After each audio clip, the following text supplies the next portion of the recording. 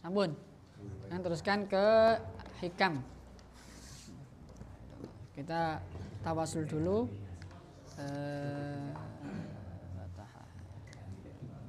Syekh Ibnu Athaillah. Al-Fatihah. A'udzubillahi minasyaitonir rajim. Bismillahirrahmanirrahim. Bismillahirrahmanirrahim. Dalam fasal ini, pembahasan ini bab hikam, kita akan membahas tentang ma'rifat kepada Allah, mengenal Allah.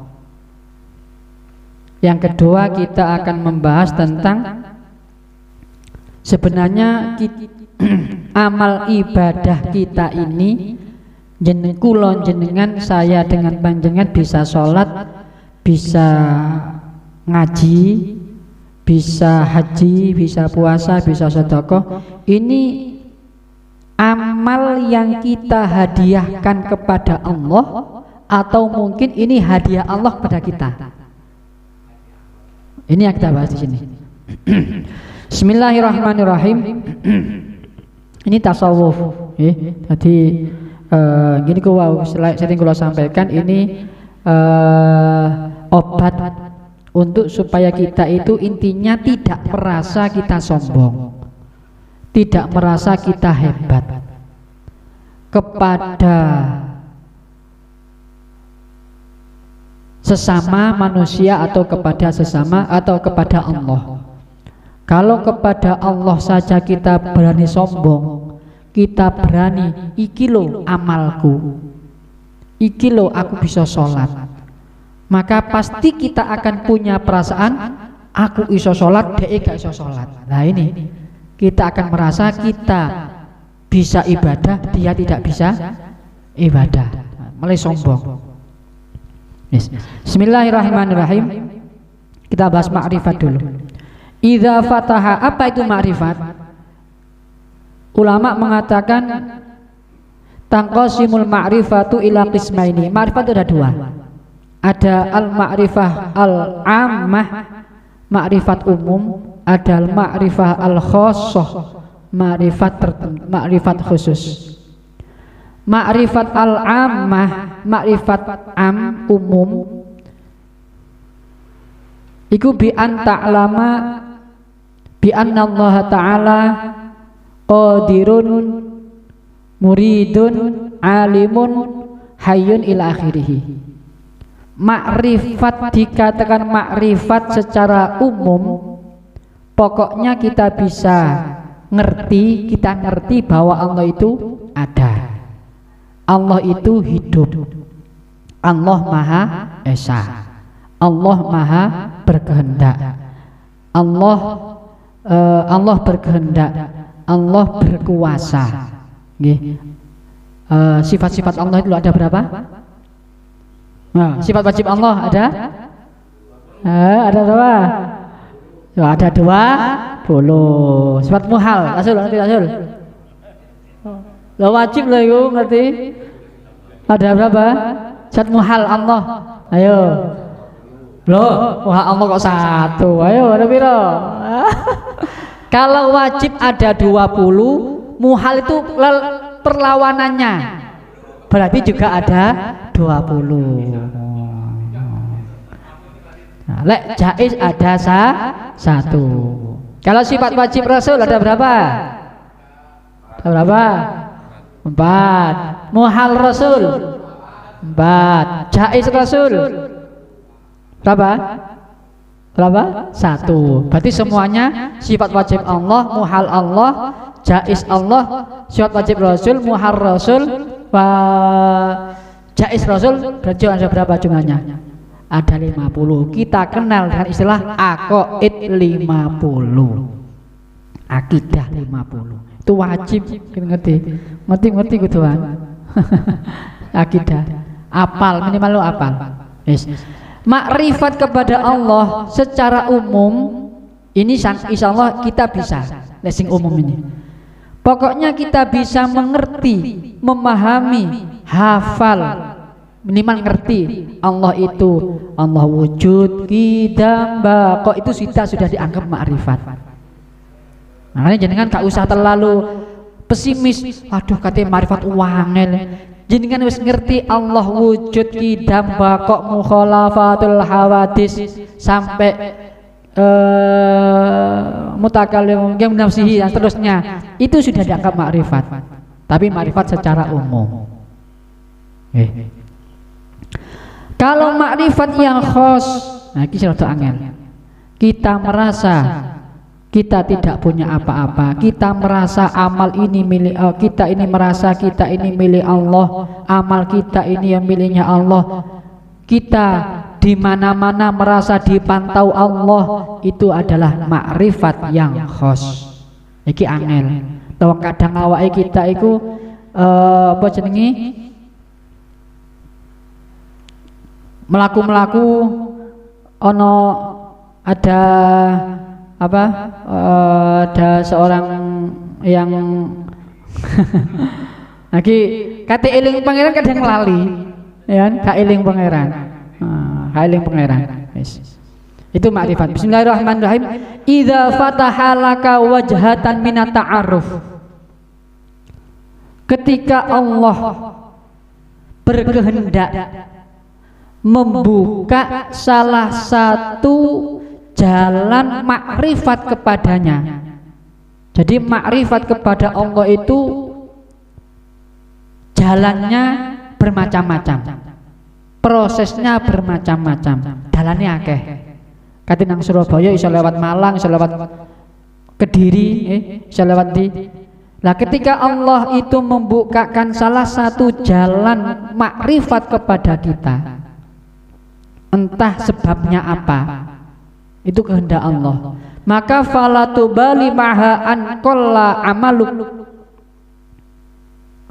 Engkau jangan terlalu gusah, jangan terlalu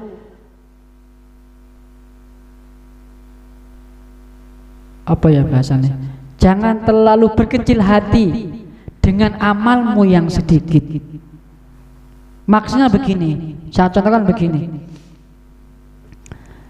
Ketika Allah ingin membukakan makrifat kepada hambanya, tapi melalui diberi cobaan dulu, diberi musibah. Apa musibahnya? Sakit. Ketika orang itu sabar, wong itu sabar, kemudian karena sabarnya kemudian oleh Allah pintu makrifatnya dibuka, sehingga dia itu meskipun sakit tapi dia tidak mengeluh. Itu termasuk salah satu bentuk makrifat. Gak meluh, aduh aku loro, pangeran gak sayang aku, wis dungo gak dikei, gak seperti itu, wis neriman. Sama seperti Nabi Ayub, neriman, gak pernah mengeluh sedikit pun. Beliau akhir-akhirnya hanya mengeluhnya begini, ya Allah, ini saja nih mengeluh bener tapi gak bener kanggo Nabi. Dulu pernah saya contoh, saya terangkan, lek kanggo Nabi gak bener, tapi ya kanggo kita ya bener saja nih. Apa yang beliau keluhkan, ya Allah, beliau mengeluh begini, ya Allah, jenengan terserah mau mengambil saya, mau ngekei musibah kepada saya, penyakit apapun monggo, yang penting jangan hati saya. Kan berarti seolah-olah gak nerimo kan, meskipun niatnya api. Tujuannya apa? Supaya hatinya itu tidak dikei penyakit, supaya beliau tetap bisa ingat kepada Allah. Aslinya api, tapi kan dia bahasanya sing penting jangan hati, seolah-olah tidak nerima. Nah itu gak api seperti itu. Nah, gak kembali ke awal. Jadi termasuk jalan Allah membukakan pintu makrifat adalah dengan cara diberi musibah, asalkan dia tidak mengeluh. Nah, gara-gara kembali ke sini, falatubali maha ankola amaluk, jangan terlalu pusing dengan sedikitnya amalmu. Begini maksudnya, karena gara-gara dia itu diberi sakit oleh Allah, sehingga dia menjadi tidak bisa sholat jamaah, ya kan? Gara-gara diberi sakit dia menjadi tidak bisa sholat Jumat, tidak bisa sholat Idul Fitri, padahal teman-temannya iso sholat jamaah, iso sholat Jumat, iso nang pengajian, iso nang kini, sehingga dia merasa aku iki apa amalku, maksud cuman meneng-meneng tok iki. Padahal dia itu diberi makrifat oleh Allah, diberi makrifat, dia tidak mengeluh. Nah ini ketika Allah membuka salah satu bentuk makrifat, contohnya seperti itu, sekalipun amalnya kita itu sedikit, karena sakit itu kita tidak usah terlalu berkecil hati. Kenapa? Amal yang sedikit meskipun jenengan cuman bisa sholat dengan tidur tok, isone turu tok, tapi iso sholat, gak iso jamaah gak apa-apa, gak iso Jumatan gak apa-apa. Amal sedikit asalkan dibarengi dengan makrifat itu lebih sempurna dibandingkan amal yang banyak, dibanding no tonggo-tonggone sing iso Jumatan, iso jamaah, iso nang pengajian, tapi gak makrifat kepada Allah. Paham ya? Jadi amal jenengan wong loro asalkan dia itu neriman, itu termasuk contoh makrifat. Iku luwih apik ketimbang salate wong sing jamaah tapi ono ada niat yang lain. Berarti kan gak makrifat. Jamaah niate ngetokno sarunge anyar. Teko pengajian niate ngetokno bojone anyar. Seumpama ngetokno Hondai anyar. Kan niatnya wis beda, gak makrifat. Iku luwih apik wong sing sembayang di oma turu gak jamaah tapi dia bisa makrifat kepada Allah daripada tetangganya yang ibadah ketoke mewah nang iso haji tapi tujuannya kepingin ro Mekah ora krono niat haji. Luwih apik teko iku. Nah, lek jeneng. Paham nggih? Jadi ketika sudah dibukakan pintu makrifat, jenengan gak usah terlalu pusing dengan amalmu yang masih sedikit. Karena amal sedikit disertai makrifat itu lebih baik daripada amal yang banyak tapi tidak disertai makrifat kepada Allah. Termasuk makrifat kadang kita itu begini terangkan. Kadang kita itu pernah nggak jenengan merasa suatu ketika panjenengan itu moro-moro semangat jamaah, moro-moro kepingin jamaah, pernah nggak seperti itu? Moro-moro kepingin sedekah, tapi duitnya cuman 1000. Nah ini jenengan gak usah berkecil hati, kepingin sedekah, tapi nek 1000. Padahal termasuk salah satu jalan makrifat kepada Allah. Makanya jangan terlalu berkecil hati, falatu bali ankola amaluk. Jangan terlalu pusing dengan amalmu yang sedikit. Atas kanjeng Nabi pernah dawuh tasaddaqu walau bisyikkin.